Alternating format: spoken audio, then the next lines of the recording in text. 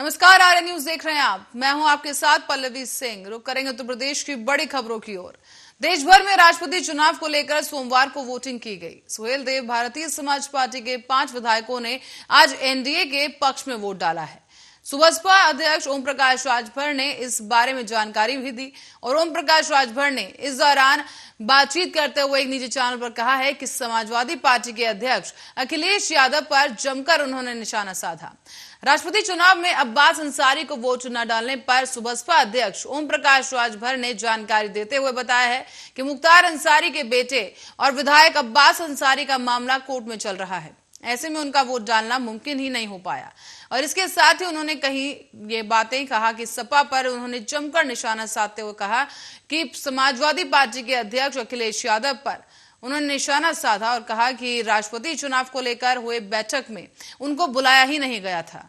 और ओम प्रकाश राजभर ने यह भी कहा है कि समाजवादी पार्टी और अखिलेश यादव सिर्फ बीजेपी का नाम लेकर जिंदा है। सपा मुसलमानों को बीजेपी का भय दिखाती है, लेकिन मुसलमान समझ गया है कि केवल वोट के लिए सपा बीजेपी का नाम लेती है, लेकिन जब मुसलमानों पर जुर्म होता है तो वो सामने नहीं आते।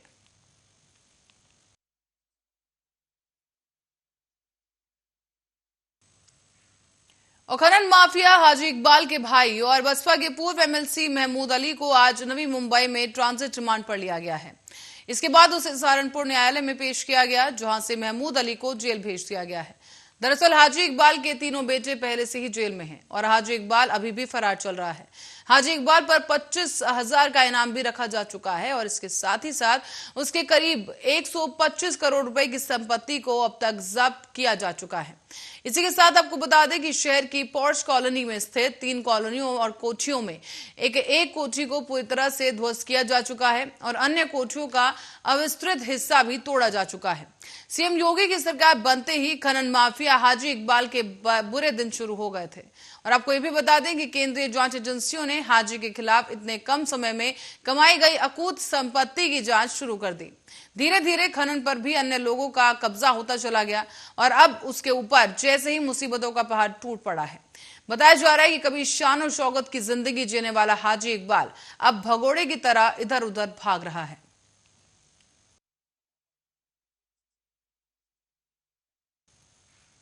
और इस बीच रुक करेंगे एक बड़ी खबर की ओर। लखनऊ से बड़ी खबर सामने आ रही है, जहां पर मड़ियाव इलाके में देर रात को 2 चोरों ने एक घर पर धावा बोल दिया। बताया जा रहा है कि देर रात को घर के अंदर ये चोर चोरी करने घुसे और इस बीच मकान मालिक की जब आंख खुली तो उन दोनों के बीच हाथापाई हो गई। मकान मालिक के चिल्लाने पर दोनों चोर वहां से भाग निकले हैं। हालांकि इस दौरान चोरों ने हथियार के दम पर मकान मालिक को मारने की धमकी भी दी है। इस घटना से फिलहाल परिवार में दहशत का माहौल है। मड़ियाव थाना क्षेत्र के केशव नगर के अंतर्गत शाही गेस्ट हाउस के पीछे का यह मामला बताया जा रहा है। यहाँ पर ये 2 चोर चोरी की नियत से घर में दाखिल हुए। चोरी की कोशिश की गई, लेकिन इस बीच जब मकान मालिक उठा तो उसकी और चोरों के बीच हाथापाई हो गई। मकान मालिक के चिल्लाने पर स्थानीय लोग इकट्ठा होने शुरू हुए और इसी डर से चोर वहां से भाग खड़े हुए हैं।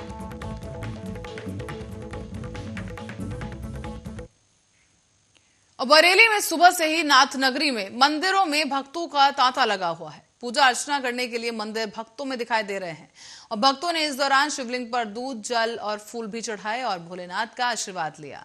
पुलिस की भी अच्छी व्यवस्था इस दौरान देखने को मिली। बता दें आपको कि टिवरीनाथ मंदिर, अलकनाथ मंदिर और पशुपतिनाथ मंदिर, गोपेश्वर नाथ मंदिर, मणिनाथ मंदिर, तपेश्वर नाथ मंदिर पर अच्छी खासी भक्तों की भीड़ भी दिखाई दी है।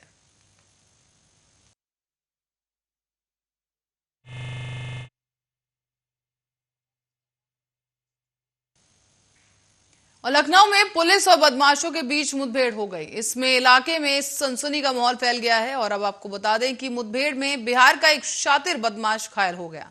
दरअसल थाना कैंट क्षेत्र के दिलकुशा इलाके में ये बदमाश बिट्टू जायसवाल और पुलिस के बीच मुठभेड़ हुई। इस बीच ये बदमाश पकड़ा गया है, जो कि बिहार के गैंगस्टर गोरख ठाकुर की हत्या का मास्टरमाइंड भी बताया जा रहा है। तो वहीं हाल ही में कैंट में हुई ठेकेदार की हत्या में भी ये आरोपी नामजद है। और अब घायल बदमाश बिट्टू जायसवाल, बहरहाल पुलिस को इस पूरे मामले में कई साक्ष्य मिले हैं, जिसके आधार पर अब आगे की कार्रवाई की जा रही है और आरोपी बदमाश को पुलिस ने गिरफ्तार कर लिया है। 25 जून 2022 को लखनऊ कमिश्नरेट के कैंट थाना अंतर्गत एक मर्डर हुआ था वीरेंद्र ठाकुर का। तो उसमें 3 लोगों का नाम सामने आया थे, बिट्टू, प्रियंका और फिरदौस का। तो कई टाइम से हम लोग की टीमें यहाँ इसमें लगी हुई थी। आज हमारे मुखबिर ने सूचना दी कि जो इसके अभियुक्त हैं वो किसी वकील से मिलने या सरेंडर के लिए जो है लखनऊ आए हुए हैं। तो उसकी सूचना पे हम लोगों ने चेकिंग टीम लगाई थी अपनी पिंक बूथ के पास। तो वहाँ पे एक संदिग्ध मोटरसाइकिल आते हुए हम लोग को दिखाई दी। तो जब उसको रोका गया तो उसमें से जो एक बदमाश उसमें बैठा हुआ था उसने पुलिस टीम की तरफ हमारे फायरिंग की और उसको वहाँ पे तुरंत हमारी जो पुलिस टीम है उसकी तरफ से रिटेलिएट किया गया। हम लोग की तरफ से 2 गोलियां उसमें चलाई गई जो बदमाश के बाएं पैर में लगी और जो दूसरा बदमाश था वो भागने में।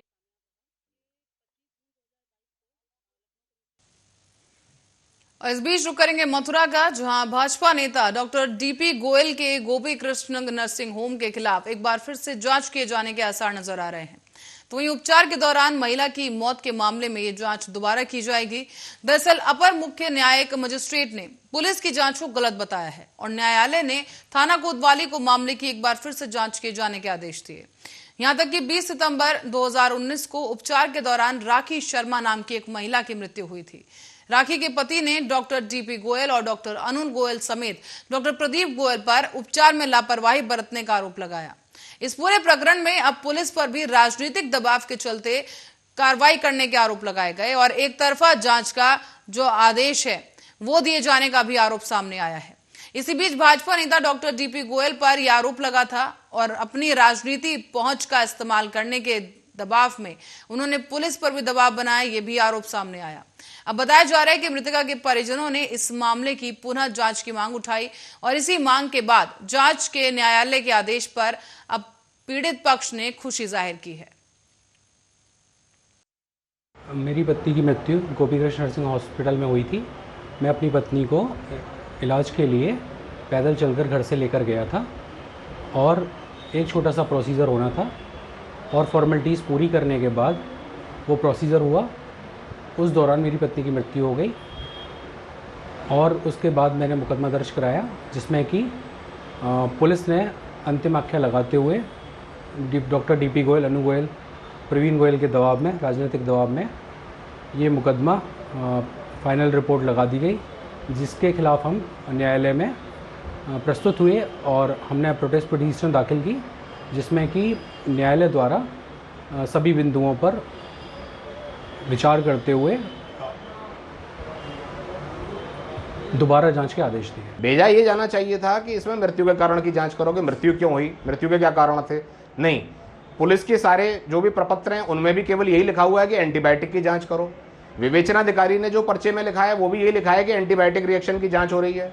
सभी लोग उस एंटीबायोटिक रिएक्शन के पीछे लग गए। वो जो थ्योरी अभियुक्तों ने डेवलप करी उस थ्योरी में लग गए। किसी ने मृत्यु के कारण की जांच करना उचित समझा, जबकि सच बात यह है कि जो कागजात दिए गए उन कागजातों में ही इस बात का स्पष्ट प्रमाण है कि मृत्यु के क्या कारण है, जो हमने प्रोटेस्ट में लिख के भी दिया, जो पोस्टमार्टम से भी सिद्ध है, जो डॉक्टर डीपी गोयल ने कागज दिए, जो पर्चे दिए इलाज के, जो भी इन्होंने ट्रीटमेंट दिया उसका जो डिटेल्स हमें दिए, जो पुलिस में भी इन्होंने सबमिट किए, उससे भी वो क्रिस्टल क्लियर है कि डेथ किस तरह से हुई और क्या क्या किया गया, क्या प्रक्रिया हुई और क्या परिस्थितियां हुई, किन परिस्थितियों में डेथ हुई। लेकिन उसको रिकॉर्ड पे नहीं लाया गया, ना तो डॉक्टरों के दल ने उसको रिकॉर्ड पे कहीं लिया, ना विवेचनाधिकारी ने उसको कहीं रिकॉर्ड पे लिया।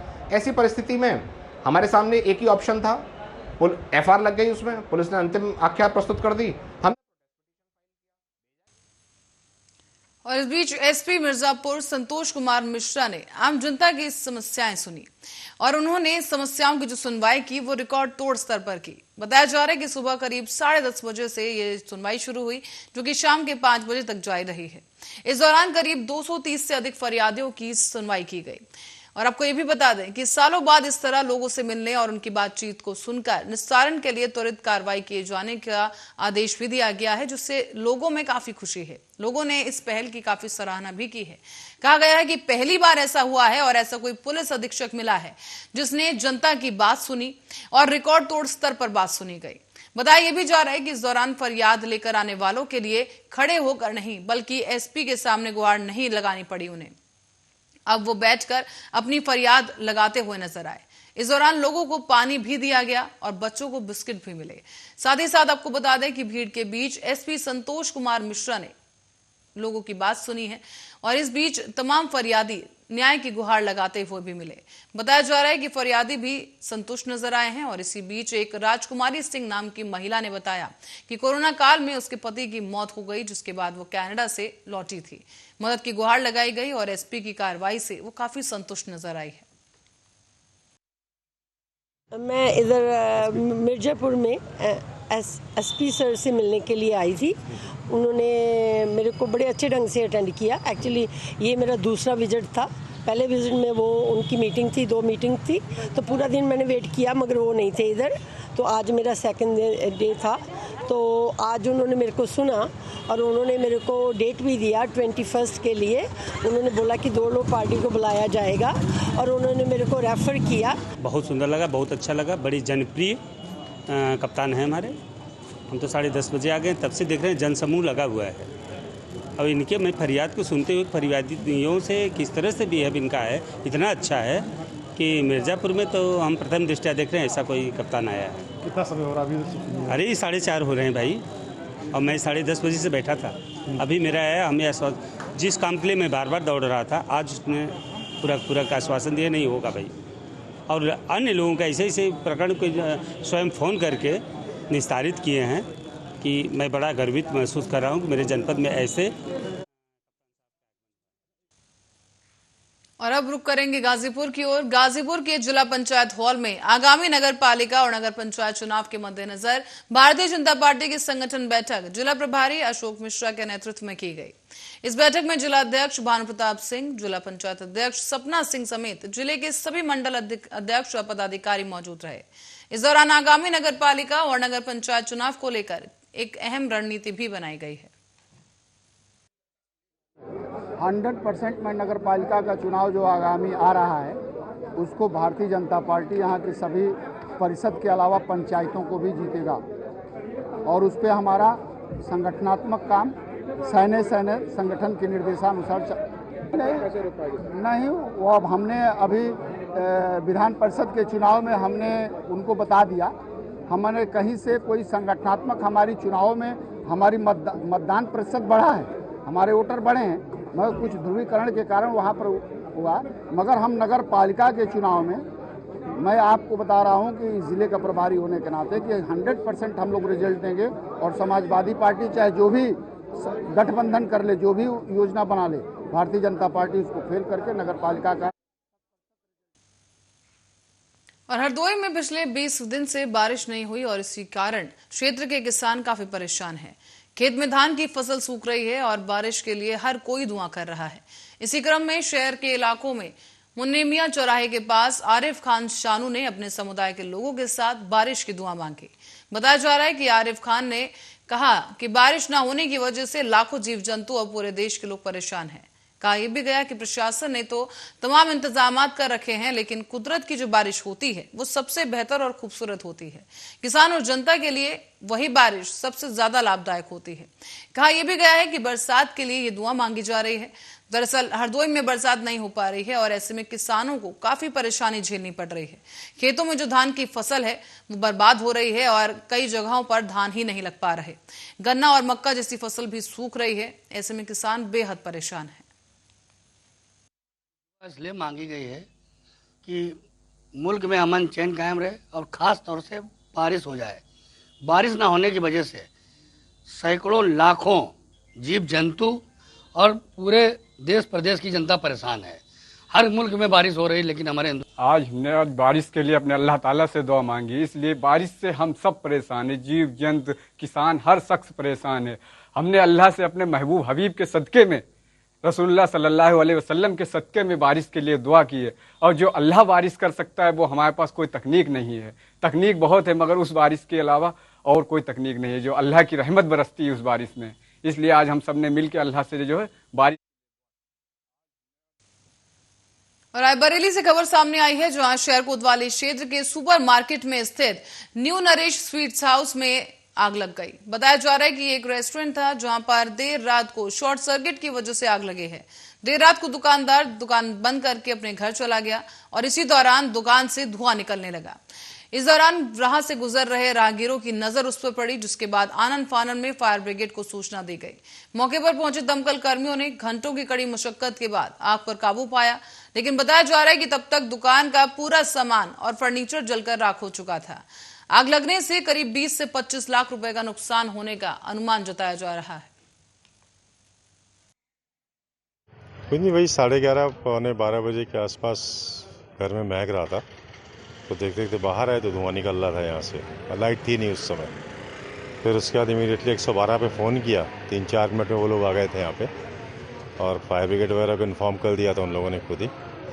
फिर उन लोगों ने टेक ओवर करके इसका लॉक वगैरह खुलवा करके आग पर पूरी तरह काबू पा लिया गया। सॉरी, आग पर पूरी तरह काबू पा लिया गया। हाँ, आग पे मेरे ख्याल से तो पा लिया गया।